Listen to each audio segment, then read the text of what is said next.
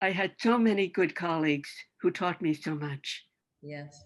And so Trudi was amazing, and Mary was amazing in her own way. Yes. But she was a wonderful teacher of what she taught. Yes. And so you brought the different resources together in your own work in a new way. Right, right. Which I think is part of dance therapy, is that, you know, we draw from all these rich resources, and then in a sense we recreate the form with every practitioner in every lifetime. With Mary, the key to what she did is that she would invite us to improvise with our eyes closed. Ah, yeah. And then she would remind us to open the eyes, just a little slit on each side, to keep an orientation to the room. Mhm. And at that point, she would back off and we would improvise with our eyes closed. Mhm. And that was the beginning of what we now know as authentic movement.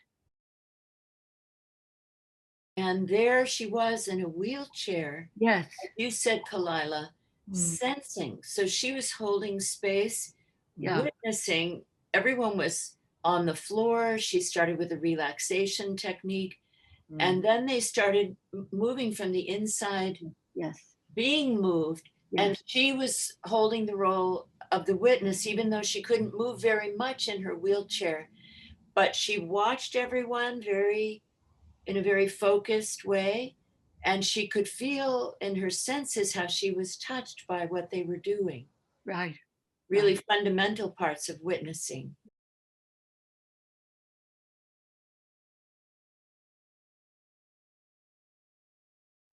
Joan, you mentioned Alma Hawkins, yes, who became the chair of the UCLA Dance Therapy Department. What did Mary Whitehouse learn from Alma? What was the alchemy there? What happened is that Alma Hawkins and I attended the previous conference of ADTA in 1971. Right. And then then it turned out that Alma had been influenced by Mary, and Mary had been influenced by Alma. The two of them were already doing movement with eyes closed with a witness. Alma's contribution was that she was interested in mainly the experience of the mover. And that inspired me to focus on the experience of the mover.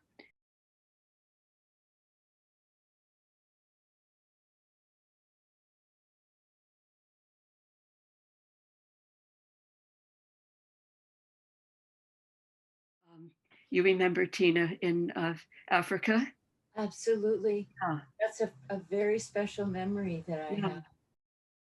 And the image came of the giraffes, who were, one morning we had stayed in a motel or something like that, and stepping out of the motel, there were a couple of giraffes greeting us. Yes. And I remember wondering, how can they drink from this drinking pod with all the other animals there? And we watched them putting their legs way, way out and letting their long necks go down to drink, and then pulling their legs back together. Yeah. But I do want to say, I remember teaching together in Cape Town, and at that conference, back and forth, Jungian analysts met with the local sangomas, the local shamans, talking about what is illness, what is cure, what is dreaming, what is healing, what do we mean by the unconscious, and how does the body, why does it matter in this process of deep psychological healing? And it was very moving. There were a lot of things in common between the Jungians and the local shamans. It loops back some of the different ways that we've worked together that I've learned from you, that we've taught together and offered things in the dance therapy community and in the analytic community. Yeah. Um, so I Yeah. want to thank you so much, and I continue to learn from this. Yeah. Yeah. Yeah. When you were developing this with your beloved husband Lou Stewart Yeah. and Yeah. his brother Charlie Stewart, who is a child Yes. psychiatrist, Yeah. and Lou also a Jungian analyst, Yes. and how you were taking work from Darwin and Sylvan Tompkins and Paul Ekman, and Yes. all of your work, bringing all of your work with the body to Yeah. create this archetypal affect system. Right. Right. It was co-created. You know, and it's all the opposites. Like anger is about chaos and the ordered cosmos. Yes. And fear is the abyss, the fearful abyss, and the sacred mountain. It just depends how you look at it. Yes. Whether you're up looking down or whether you're down looking up. Yes. And alienation and utopian community for contempt, shame, and the social